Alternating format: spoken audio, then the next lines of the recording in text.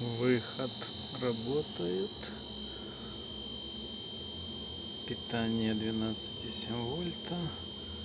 Потребляемый ток 9,1 ампер. На выходе 86 ватт с учетом КПД соответствует.